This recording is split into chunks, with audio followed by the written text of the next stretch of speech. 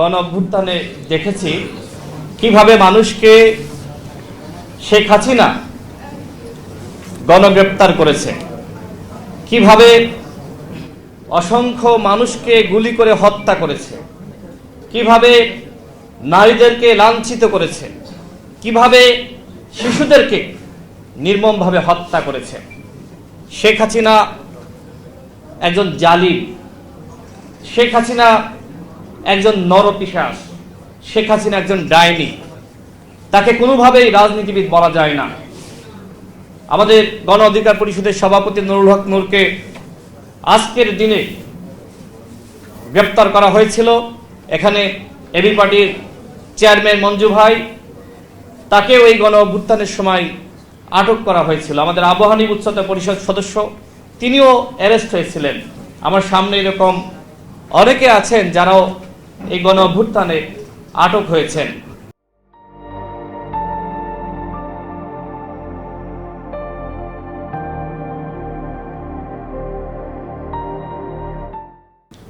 আটকের পরে যেভাবে রিমান্ডে নির্যাতন করা হয়েছে সেটা অত্যন্ত অমানবিক। আমরাও 2018 সালে কোটা সংস্কার আন্দোলনের নেতৃত্ব দিতে গিয়ে আটক হয়েছিলাম। সেই সময় আমাকে অ্যারেস্ট করে একটানা 18 দিন রিমান্ডে নির্যাতন করেছে। আমি জানি যে হাসিনা কত বড় জালিম। হাসিনা যে পুলিশ বাহিনী সৃষ্টি করেছিল, এইটাকে পুলিশ বলা যায় না। এইটা ছিল একটি দুর্বৃত্ত, এইটা ছিল পুলিশ লীগ, আওয়ামী লীগের আরেকটি অঙ্গ সংগঠন। কিন্তু বন্ধুগণ, সেই আওয়ামী লীগের অঙ্গ সংগঠন পুলিশ লীগকে বিলুপ্ত ঘোষণা করা হয়েছে। আমরা 1 বছরের স্মৃতিচারণ করছি, কিন্তু ওই সচিবালয় থেকে আওয়ামী লীগকে আমরা বিতাড়িত করতে পেরেছি। যারা 14 সালের সেই একতরফা নির্বাচন, 18 সালের নিশিরাতের নির্বাচন, 24 সালের দামি নির্বাচন করেছে, সেই সকল ডিসি এসপিদের কোনো শাস্তি হয়েছে না বন্ধুগণ? হয়েছে না। সরকারের দপ্তরে সেক্টরে যে সকল আওয়ামী লীগের দুর্বৃত্তরা, সুবিধাভোগীরা হাসিনাকে জালিম বানিয়েছিল, হাসিনার একনায়কতন্ত্র প্রতিষ্ঠায় কাজ করেছে, তাদের কোনো পরিবর্তন হয়েছে? 28 অক্টোবর 2023 সালে বিএনপি, জামাত, গণ অধিকার পরিষদ, এবি পার্টির প্রায় 30,000 নেতাকর্মীকে শেখ হাসিনার জালিম পুলিশ বাহিনী গ্রেপ্তার করেছিল, গুম করেছিল, খুন করেছিল। কিন্তু এত বড় গণ অভ্যুত্থান, এরপরেও ডক্টর মোহাম্মদ ইউনূস স্যার, তার সরকার ওই রকম 3000 ব্যক্তিকেও গ্রেপ্তার করে নাই, করতে পারে না। এটা ভুল। কয়জন পালিয়ে গেছে? ইন্ডিয়ায় হাসিনা গেছে, ওবায়দুল কাদের পালিয়েছে, হাসান মাহমুদ পালিয়েছে, আমি ধরে নিলাম যে এরকম 500 জন পালিয়েছে। বাকিরা কোথায়? বাংলাদেশে আছে না? শুধুমাত্র হাসিনা দিল্লি পালিয়েছে, কিন্তু হাসিনার ওই ফ্যাসিস্ট এবং ওই ফ্যাসিবাদ তন্ত্র তার পুরোটাই আজকে বাংলাদেশে রয়ে গেছে। তাহলে এই যে 1 বছরে এসে আমরা যে আলোচনা করছি, এই আলোচনা কি সার্থক? 1 বছরে দৃশ্যমান কোনো রাষ্ট্র সংস্কার হয়েছে? বন্ধুগণ, রাস্তাঘাটে বের হলে কি মনে হয় রাষ্ট্র সংস্কার হয়েছে? ছিনতাই বন্ধ হয়েছে? চুরি বন্ধ হয়েছে? ডাকাতি বন্ধ হয়েছে? রাহাজানি বন্ধ হয়েছে? চাঁদাবাজি বন্ধ হয়েছে? দৌরাত্ম বন্ধ হয়েছে? দখলদারিত্ব বন্ধ হয়েছে? কোনো কিছুর বন্ধ হয় নাই। তার মানে হাসিনার পরিবর্তন হলো, ডক্টর ইউনূসকে আমরা উপহার পাইলাম, এর বিনিময়ে আসলে কি পাইলাম? কোনো পরিবর্তন পাইলাম না। সামনে সরকারের আর 6 থেকে 7 মাস সময় আছে। যারা 1 বছরে কিচ্ছু করতে পারে নাই, তারা 7 মাসে বিশাল পরিবর্তন করবে, এইটা আপনারা বিশ্বাস করেন? আমরা প্রত্যাশা করেছিলাম, এই যে 2000 মানুষ শহীদ হলো, এই যে 30,000 আহত যোদ্ধা, যাদের অনেকে এখনো পর্যন্ত হাসপাতালের বিছানায় কাতরাচ্ছে। গতকাল আমি প্রাইভেট বিশ্ববিদ্যালয়ের শিক্ষক এবং শিক্ষার্থীদের আয়োজনে একটি প্রোগ্রামে ছিলাম। সেখানে বিএনপির ভারপ্রাপ্ত চেয়ারম্যান জনাব তারেক রহমান, বিএনপির মহাসচিব থেকে শুরু করে অনেকে ছিলেন।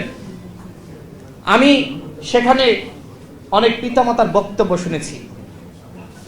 সেই অনুষ্ঠানে প্রত্যেকটা মানুষের চোখে জল। একজন মা বলছেন তার সন্তানের লাশকে পুড়িয়ে দেওয়া হয়েছে। একজন বাবা বলছেন যে আমার সন্তান চিকিৎসা পায় নাই, আমার চোখের সামনে আমার সন্তান জীবিত আছে, তাকে আইসিইউতে চিকিৎসা দিতে হবে, আমার টাকা নাই, চিকিৎসা করাতে পারি নাই। আরেকজন বলছে হাসপাতালে গিয়েছি, আমার সন্তানের বুকে গুলি লেগেছে, এই জন্য চিকিৎসা দেওয়া হয় নাই। হাসিনা কত বড় জালিম ছিল, এই গণঅভ্যুত্থানে যারা আহত হয়েছে এদেরকে চিকিৎসা পর্যন্ত করতে দেয়নি। কত কষ্ট, কত রক্ত, কত আর্তনাদ। এর বিনিময়ে যদি এইবার আমরা নতুন বাংলাদেশ গঠন করতে না পারি তাহলে আর কখনো পারবো বন্ধুগণ? গণঅভ্যুত্থান সবসময় আসে না। 90 একবার হয়েছে, 71-এ যুদ্ধ হয়েছে, এরপরে 24-এর গণঅভ্যুত্থান। এখন যদি কেউ মনে করে যে আবারও সামনে নেমে আগামীতে যে ক্ষমতায় আসবে তাকে ফেলিয়ে দেব, এত সহজ না। যখন মানুষের স্বপ্ন পূরণ হবে না, আপনি যতই ডাকেন মানুষ আপনার আহ্বানে নামবে না। যে কারণে 90 থেকে 24-এর মাঝখানে কিন্তু ছাত্র জনতা নামে নাই। আমরা রাজনৈতিক দলগুলো আন্দোলন করেছি, সংগ্রাম করেছি, কিন্তু হাসিনার পতন ঘটাইতে পারি নাই। কারণ আমাদের আহ্বানে ছাত্র জনতা, এদেশের সাধারণ মানুষ, সাধারণ শিক্ষার্থী তারা নেমে আসে নাই। সর্বশেষ 2018 সালে আমরা যে কোটা সংস্কার আন্দোলন করেছিলাম, সেই আন্দোলনকে কেন্দ্র করে আবারও 24 সালে কোটা ফিরে আসে এবং এর প্রেক্ষিতে গণঅভ্যুত্থান রচিত হয়েছে। এখন যারা বলছে যে আমরা পরিকল্পিতভাবে এই গণঅভ্যুত্থান সৃষ্টি করেছি, আমরা এই গণঅভ্যুত্থান একটি পরিকল্পনার মাধ্যমে ঘটিয়েছি, সেটা কি সঠিক? 2018 সালের কোটা সংস্কার আন্দোলন না হলে এই বাংলার মাটিতে কখনোই গণঅভ্যুত্থান হতো না। এবং সেই কোটা সংস্কার আন্দোলন শুধুমাত্র আমরাই করেছি, আমরাই গণঅভ্যুত্থানের ধারক বাহক, আমরা সেইটা বলবো না। এইবার 24-এ যারা ভূমিকা রেখেছে এদের অধিকাংশই সেই 18 সালের কোটা সংস্কার আন্দোলনে ছিল। এই গণঅভ্যুত্থান আমরা সবাই মিলে ঘটিয়েছি। কিন্তু এখন কি হচ্ছে? এখন কেউ বলছে যে আমার নেতৃত্বে গণঅভ্যুত্থান হয়েছে, আমরা মাঠে না নামলে গণঅভ্যুত্থান হইতো না। গণঅভ্যুত্থানের একমাত্র রাজনৈতিক দল বলেছে না, বলেছে না, এরকম বক্তব্য আসছে। আসলে কি তাই? গণঅভ্যুত্থানের কোন রাজনৈতিক দল নয়, এদেশের 18 কোটি মানুষ রাজপথে নেমেছে, হাসিনার পতন হয়েছে। সুতরাং এই কৃতিত্বের বাহাদুরি করে আজকে অনৈক্য সৃষ্টি করবেন না। আজকে যখন আপনি অমুককে খাটো করবেন, আজকে যখন দলের সিনিয়র নেতাদের নিয়ে বিতর্ক সৃষ্টি করবেন, তখন ঐক্য থাকে? আমাদের ফারুক হাসান বলেছে যে এনসিপির একজন নেতা লাগামহীন বক্তব্য দেয়। গণঅভ্যুত্থানের আগে আমরা কেউ তাকে চিনতাম? আপনারা চিনতেন? দেখেন আজকে আমি একটা গালি দিই, কালকে ভাইরাল, 18 কোটি মানুষ আমাকে চিনবে, আমাকে নিয়ে মিছিল করবে কয়েকটি দল, তো ভাইরাল হওয়া খুব সহজ হয়ে গেছে। আর অনেকের মধ্যে এই ভাইরাল রোগ শুরু হয়েছে। এই এনসিপির এই নেতা অনৈক্য সৃষ্টি করছে, তার ভাইরাল রোগে পেয়েছে। আমি এনসিপির নেতৃবৃন্দকে বলবো, আপনারা গণঅভ্যুত্থানে ভূমিকা রেখেছেন, ত্যাগ স্বীকার করেছেন, পুলিশের হেফাজতে নির্যাতন নিপীড়নের শিকার হয়েছেন, কিন্তু এই কতিপয় নেতার কারণে আজকে মানুষ আপনাদের নিয়ে প্রশ্ন করার সুযোগ পাচ্ছে। আমি সর্বশেষ বলবো বন্ধুগণ, এই মুহূর্তে দরকার একতা। একতা ছাড়া কোনোভাবে এই গণঅভ্যুত্থান আমরা রক্ষা করতে পারবো না। আমরা আজকে বিভক্ত হয়ে গিয়েছি। আমরা যদি এই ফ্যাসিবাদ বিরোধী শক্তি আমরা এইভাবে বিভক্ত হয়ে যাই, কেউ কারোর মুখ না দেখতে চাই, এক দল আরেক দলের বিরুদ্ধে স্লোগান দেয়, মিথ্যাচার করে, ঘৃণা ছড়ায়, তাহলে হাসিনা কিন্তু ফিরে আসবে। এই মুহূর্তে সব থেকে সুখে রয়েছে আওয়ামী লীগ, এই মুহূর্তে সব থেকে আনন্দ উদযাপন করছে হাসিনা, কারণ গণঅভ্যুত্থানের শক্তি কাদা ছোড়াছড়ি শুরু করেছি। বন্ধুগণ, আমি সর্বশেষ বলবো, এই যে গোপালগঞ্জে দেখেছেন যে সেখানে এনসিপির নেতৃবৃন্দের উপরে আওয়ামী লীগ হামলা চালিয়েছে, এরপরে সেনাবাহিনী তাদেরকে রক্ষা করেছে, সেনাবাহিনীর এপিসিটি করে তাদেরকে উদ্ধার করা হয়েছে। আমরা সেনাবাহিনীকে সাধুবাদ জানাই।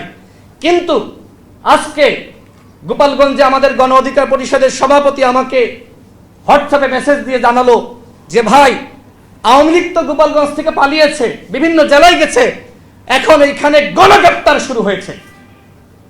শিশুকে ধরছে, সমকালের নিউজে এসেছে যে 6 জন শিশুকে গ্রেপ্তার করা হয়েছে, সেখানে নির্বিচারে গণগ্রেপ্তার শুরু হয়েছে।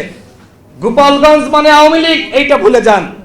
গোপালগঞ্জ বাংলাদেশের একটি জেলা। আমরা যদি এইভাবে সবাইকে আওয়ামী লীগ বানিয়ে দিই, তাহলে এই গোপালগঞ্জের মানুষ সবাই কিন্তু বাঁচার জন্য সশস্ত্র প্রতিরোধ শুরু করবে। সেটা কি ভালো হবে? সুতরাং আমি স্বরাষ্ট্র উপদেষ্টাকে বলবো, গণগ্রেপ্তার বন্ধ করেন। বাংলাদেশে আপনি কিন্তু এখনো পর্যন্ত আইন শৃঙ্খলা পরিস্থিতি ঠিক করতে পারেন নাই। কাদেরকে খুশি করার জন্য এই গণগ্রেপ্তার শুরু করলেন? আর পুলিশের চরিত্র তো বদলায় নাই, ঘুষ খাচ্ছে এখনো পর্যন্ত হেফাজতে নির্যাতন করছে, বিভিন্ন জায়গায় থেকে খবর আসে। পুলিশের চরিত্র এই সরকার এখনো পর্যন্ত বদলাইতে পারে নাই। আমি সরকারকে বলবো, আমরা প্রত্যেকটা দল আপনাদেরকে সহযোগিতা করতে চাই। আমরা সবাই গণ অভ্যুত্থানের শক্তি। আজকে যে বিভক্তি আপনি লক্ষ্য করছেন, আমি ডক্টর মোহাম্মদ ইউনূসকে বলবো, আপনার দায়িত্ব আমাদের ভিতরে একতা ধরে রাখা। আপনি যদি এই একতা ধরে রাখতে না পারেন, আপনি ব্যর্থ হবেন। এই মুহূর্তে আমরা এক না থাকলে হাসিনা ফিরে আসবে, আমাদের বিভাজনের ফলে আওয়ামী লীগ ফিরে আসবে। সুতরাং এই বিভাজন বন্ধ করার দায়িত্ব সরকারের। এইসব পুঁথিগত সংস্কার দিয়ে কিচ্ছু হবে না। যদি আমাদের ব্যক্তি সংস্কার না হয়, আমাদের মধ্যে একতা না থাকে, আমাদের মধ্যে সততা না থাকে, আমরা যদি নৈতিকতা অর্জন করতে না পারি, সুতরাং ডক্টর মোহাম্মদ ইউনূসকে বলবো, আমাদের জনগণের মানসিকতা সংস্কারের জন্য কাজ করুন। এবং এই সরকারের হাতে মানুষ পর্যাপ্ত সময় দিয়েছিল, সুযোগ দিয়েছিল। সরকার সুযোগ পেয়েও সেই সুযোগ কাজে লাগাইতে পারে নাই। 1 বছরে এখনো পর্যন্ত শেখ পরিবারের একজনকেও গ্রেপ্তার করতে পারে নাই।